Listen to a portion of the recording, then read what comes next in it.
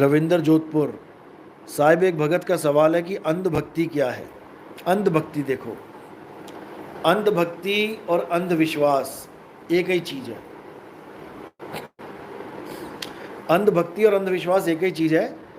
अंधविश्वास ही अंधभक्ति है। अंधविश्वास का मतलब होता है कि जिस चीज को आपने परखा नहीं और केवल किसी के कहने पर हाँ जी कर दी, किसी के कहने पे सत्य मान लिया, तो वो अंधविश्वास है। उसको प्रूफ नहीं किया जा सकता, लेकिन सत्य को प्रूफ किया जाता है।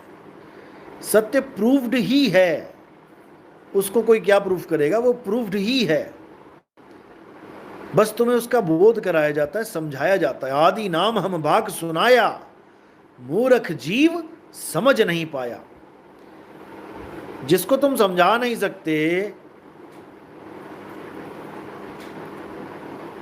उसको तुम मनवाने में लगे हो तो दिक्कत है।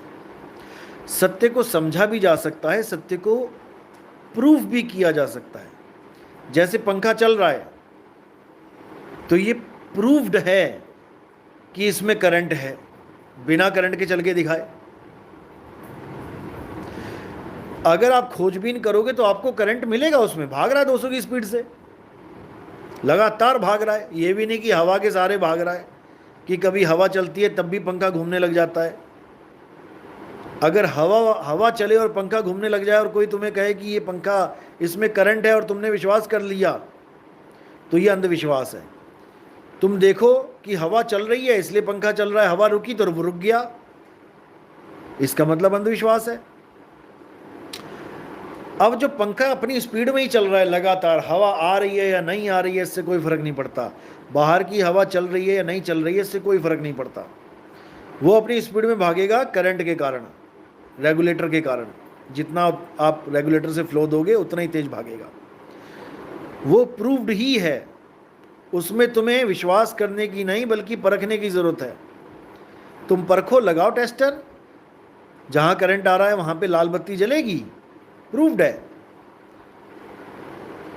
और कोई खड़े पंखे को कहते हाँ इसमें भी करंट है और तुम मान लो, यह अंधविश्वास है। पत्थरों को अंधविश्वास इसीलिए बोला गया है, पाखंड इसीलिए बोला गया है। जो कहते हैं पत्थरों में भगवान है, पत्थरों में परमात्मा है, पाखंड बोला गया इस चीज़ को। क्यों? पत्थर बोले ना डोले, खाए ना पिए, चले ना उठे, तुमने उसको मान के बैठ लिया कि इसमें भगवान है। जबकि जिसमें भी भगवान है, जिसमें भी आत्मा है, जिसमें भी परमात्मा है, वो सब कुछ कर सकता है, चल भी सकता है, उठ भी सकता है, खा भी सकता है, पी भी सकता है। बाकी मुझे तो कबीर पंथियों पे हंसी आती है कि कबीर पंथी भी मूर्ति पूजा करते हैं। अभी मुझे एक वीडियो आई थी कुछ दिन पहले, तो आरती तो कर रहे थे, महात्मा जी भोग भी लगा रहे थे। ये लड्डू मुंह में लगा दिया उनके, अब 36 मक्खियाँ आके बैठ जाएं लड्डू पे चाटने के लिए, गंदी वाली मक्खियाँ। वो मक्खियाँ उठा नहीं सकते। जिन कबीर की वो पूजा कर रहे हैं, वो कबीर मक्खियों को उड़ा तक नहीं सकते। उसको भगवान बना दिया इन लोगों ने, उसकी पूजा करवा रहे हैं। क्यों करवा रहे हैं? क्योंकि इनको पता ही नहीं है कि असली कबीर कौन है, इसीलिए नकली कबीर की पूजा करवाते हैं। कई लोग पत्थर नहीं पुजवाते तो वो तुम्हें बता के बैठा रखा उन्होंने कि कबीर साहब ऐसे हैं, गुरुजी हैं, आदमी हैं। अब तो नहीं है कबीर साहब, अब इनका ध्यान मत करो फोटो का, क्योंकि ये तो आदमी ने बनाया है, कार्टून सा बना दिया, ये ऐसे थोड़ी नहीं थे। तो क्या करें, तो अपनी फोटो दे देते हैं। होशियार चंद ओवर होशियार, अपनी फोटो पकड़ा देते, कहते गुरु को ध्याना है, ध्यान मूल गुरु रूप है। अरे मूर्खों, ये मिट्टी का चेहरा तुम्हारा रूप है क्या? आज तुम सीधे देख रहे हो, कल को लकवा मार जाए, मुंह टेढ़ा हो जाएगा, तब फोटो खिंचवा के देना टेढ़े मुंह वाली तब समझ में आएगा कि टेढ़े मुंह वाले गुरुजी का ध्यान कर रहे हैं और परमात्मा भी टेढ़े मुंह वाला ही आ गया लेने सुधर जाओ मूर्खो, सुधर जाओ, तुम्हें सुधारने आया हूं मैं। तो ऐसे अज्ञान में नहीं रहना है। ये गुरुआ लोग अपने रूप को नहीं जानते, सबसे बड़ी दिक्कत यही है। और जो अपने रूप को ही नहीं जानता, वो स्वरूप को क्या जानेगा, वो मालिक के स्वरूप को क्या जानेगा। तो कहते गुरुआ तो घर घर फिरे और कौड़ी केर 50, अपने रूप की खबर नहीं, शिष्य करण की आस।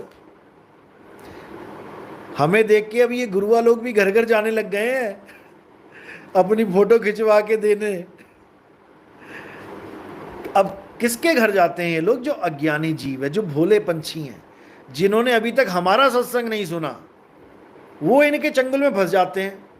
और जिस दिन हमारा सत्संग सुन लें, उसके बाद इनको फोन भी नहीं जाता, फिर परेशान होते हैं, गालियां देते हैं, नितिन दास बड़ी मुश्किल से बकरे फंसाए थे, तूने वो भी छुड़वा लिए। भाई नितिन दास छुड़वाने ही आया है, अभी तुम नहीं समझ पा रहे हो, तुम्हारी बुद्धि इतनी अभी नहीं डेवलप हो पाई है कि तुम नितिन दास को समझो, तुम्हारे बस की बात नहीं है, अभी देखते जाओ क्या होता है। तो भाई नितिन दास को कोई शरीर मत मान लेना, नितिन दास कोई शरीर नहीं है, ये चेहरा नितिन दास नहीं है, ये चेहरा नितिन दास के शरीर का चेहरा है, ये मेरा चेहरा नहीं है भाई, ये मेरे शरीर का चेहरा है। मेरा चेहरा तो वही जान पाएगा जो अपने आप को जानेगा। मुझे जानने के लिए तुम्हें खुद को जानना पड़ेगा कि तुम हो क्या।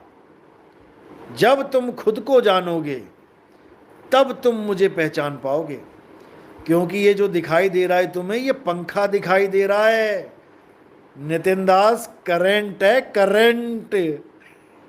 और करंट तुम तब पहचान पाओगे जब तुम्हें करंट लग जाएगा। जिस दिन तुम्हें करंट लगेगा उस दिन तुम समझ पाओगे कि नितिन दास ये पंखा था या करंट था। तो भाई तुम्हारी बुद्धि से परे है नितिन दास, ये बुद्धि के घोड़े दौड़ाओ, थोड़ा समझने की कोशिश करो, नहीं तो ढूंढते रह जाओगे। चलो अगला सवाल पूछो।